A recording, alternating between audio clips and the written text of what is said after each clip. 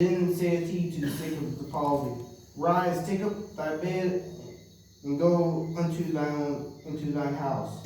And he arose and departed to his house. But when the multitude saw it, they marveled and glorified God, which had given such power unto men. Amen. When Jesus passed forth from thence, he saw a man named Matthew sitting at the receipt of custom, and saith unto him, Follow me. And he arose and followed him. Praise God. And it came to pass, as Jesus sat at meat in the house, behold, many publicans and sinners came and sat down with him and his disciples. And when the Pharisees saw it, they said unto his disciples, Why eateth your master with publicans and sinners? But when Jesus heard that, he said unto them, They that be whole need not a physician, but they that are sick. But go ye and learn what that meaneth. I'll have mercy and not sacrifice, for I have not come to call the righteous, but the sinners to repentance. Then came to him the disciples of John, saying, Why do we and the Pharisees fast oft, but thy disciples fast not? And Jesus said unto them, Can the children of the bridechamber mourn as long as the bridegroom is with them? But the days will come when the bridegroom shall be taken from them, and then shall they fast. No man putteth a piece of new cloth into an old garment, for that which is put in to fill up taketh from the garment, and the rent is made worse. Yep. Neither do men put new wine to old bottles, Amen. else the bottles break, and the wine runneth out, and bottles perish. But they put new wine into new bottles, and both are preserved. While he spake these things unto them, behold, there came a certain ruler and worshipped him, saying, My daughter is even now dead, but come and lay thy hand upon her, and she shall live.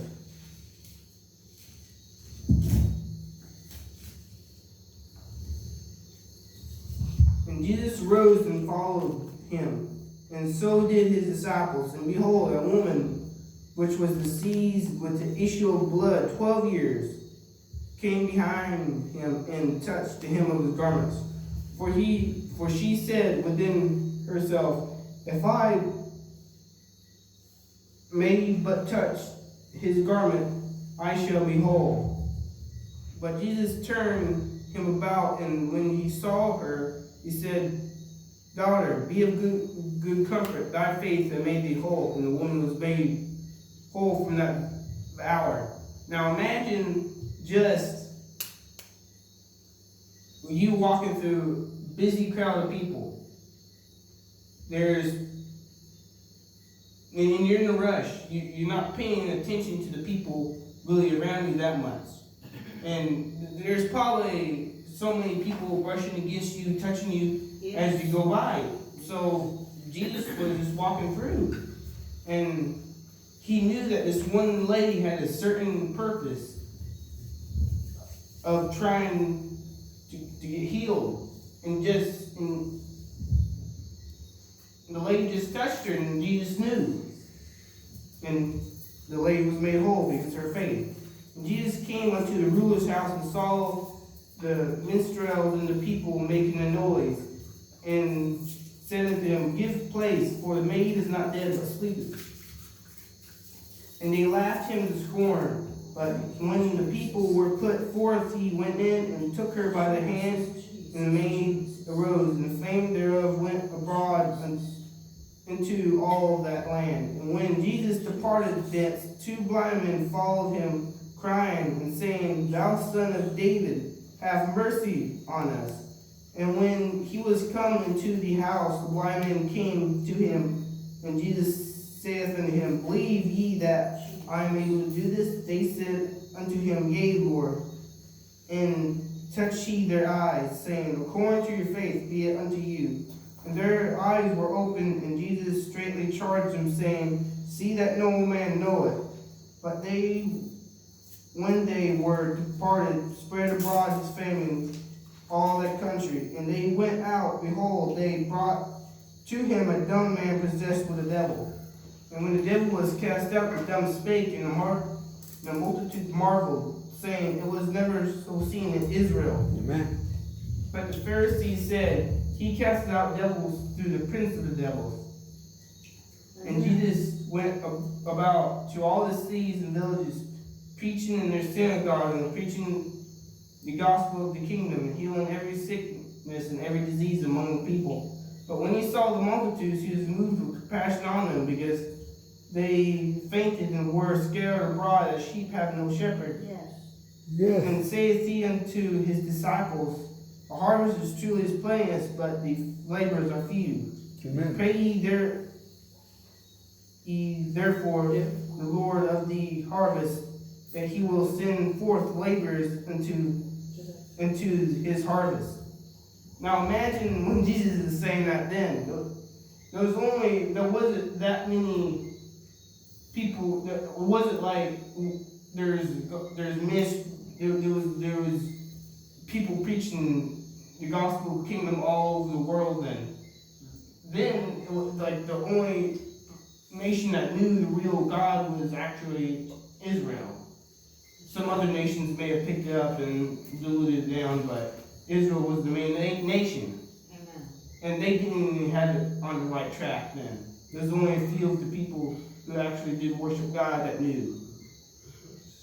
But Jesus and his handful of followers and people, the multitudes, but the preachers that Jesus called the 12 disciples and probably other people, he said to him these words. But imagine now, there's at least over 6 billion people in this world, probably on up to 10 billion. And that same saying is still good for now. And when he had called unto him his 12 disciples, he gave them power against unclean spirits to cast them out, and to heal all manner of sickness and all manner of disease. Now the names of the 12 apostles are these. The first, Simon, who is called Peter, Andrew, his brother, James the son of Zebedee, and John his brother, Philip. What verse are you on? Sorry. Chapter 10, verse 2. Verse what? Chapter 10, verse 3. Okay. Philip and Bartholomew, Thomas and Matthew the publican, James the son of Alphaeus, and Lebbaeus, who is surnamed Thaddeus, Simon the Canaanite, and Judas Iscariot, who also betrayed him. These 12 Jesus sent forth and commanded them, saying, go not into the way of the Gentiles, and into any city of the Samaritans enter ye not, but go rather to the lost sheep of the house of Israel. And as ye go, preach, saying, the kingdom of heaven is at hand. Heal the sick, cleanse the lepers, raise the dead, cast out devils. Freely ye have received, freely give. When God gives you this free gift of salvation, don't try to put these people in these mega churches over in the U.S. They try to put a price tag on God's word. They only allow the wealthy to come to be able to come into the church. No, the Bible says, freely receive, freely give. Amen. That's right. Provide neither gold nor silver nor brass in your purses, nor scrip for your journey, neither 2 coats, neither shoes, nor yet staves, for the workman is worthy of his meat. And into whatsoever city or town ye shall enter, inquire who and is worthy, and there abide till ye go thence. See, when we go into these places around in different parts of the world, Canada, St. Lucia here, we inquired of who is worthy to receive us here. And Thank you, Jesus. my dad got in contact with Sister Val here through a few people, and was able to come in with Sister Val helping us here. Same thing in Canada. They first time he went, he was able to get all the stuff lined out so he would be able to preach. Amen. Praise the Lord. Thank you, Jesus. When you come into a house, salute it. If the house be worthy, let your peace come upon it. But if it be not worthy, let your peace return unto you. And whatsoever shall not receive you, nor hear your words, when ye depart out of the house or city, shake off the dust of your feet. Verily I say unto you, it shall be more tolerable for in the land of Sodom and Gomorrah on the day of judgment than for that city. Behold, I send you forth as a sheep in the midst of wolves. Be ye therefore wise as serpents and harmless as doves. See, the cities of Sodom and Gomorrah, they knew that was like the dirtiest city around at the time, known. And there's so much sin going on.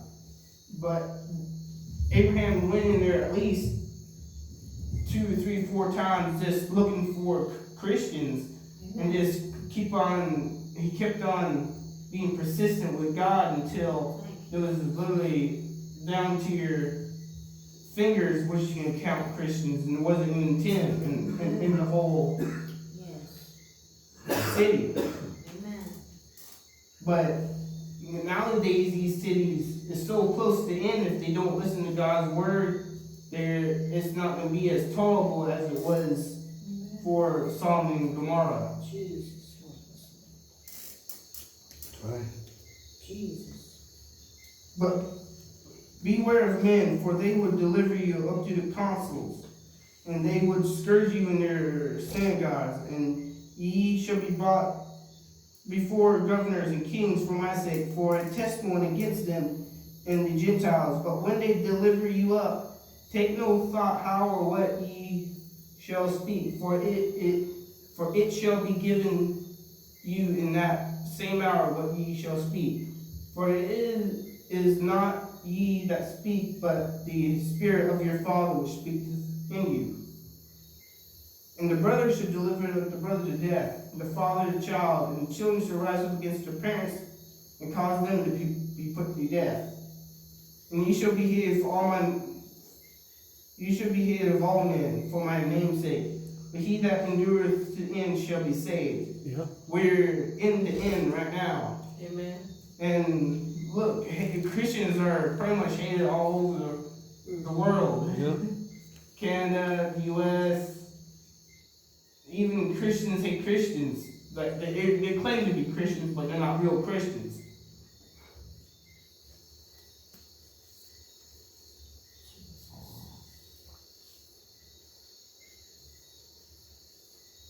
But when they persecute you in this city, flee ye into another. For verily I say unto you, it shall not have gone over the sea of Israel till the Son of Man be come. And the disciple is not above his master, nor his servant is above his Lord. It is enough for the disciple that he be as the master, and the servant as his Lord.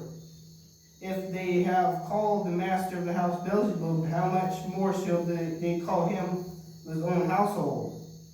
See, if you're hanging around with sinners, generally the world's going to call you like that type of sinner. For example, if you hang around with drunks, say you're drunk.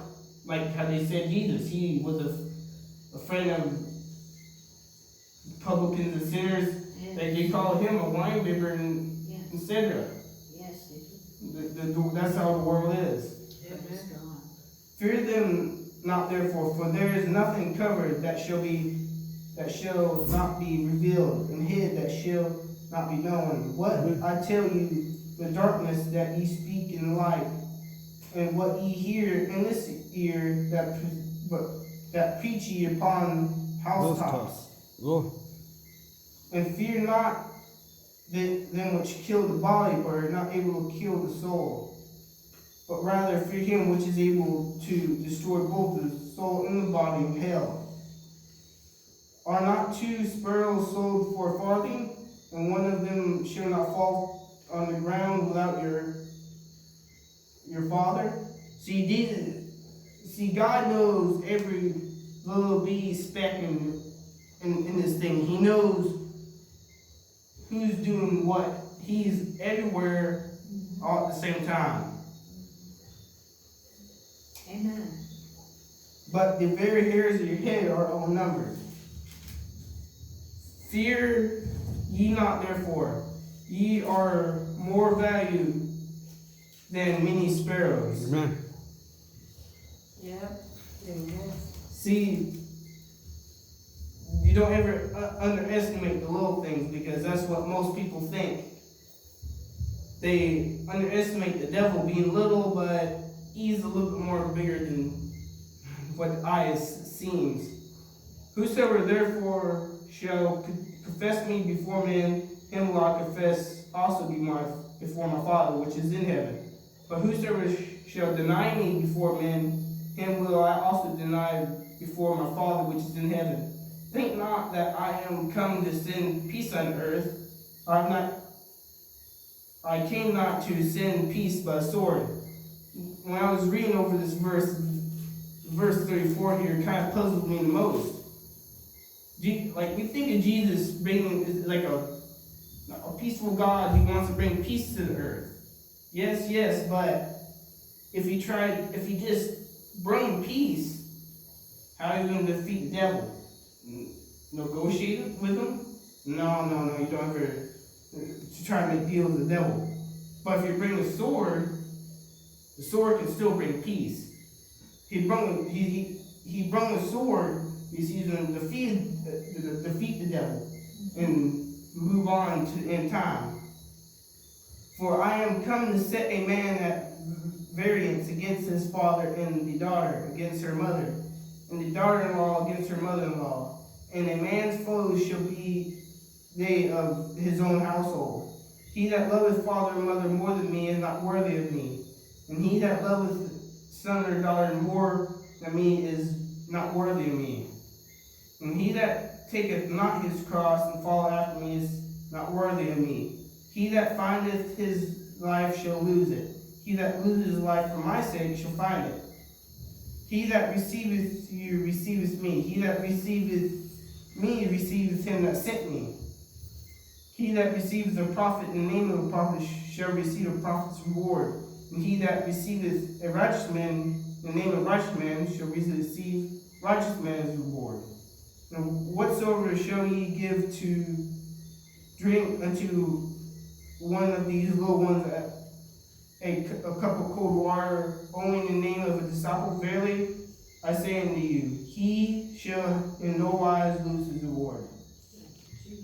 That's all the 2 verses I have right now. So just gives you something to meditate on and to search out.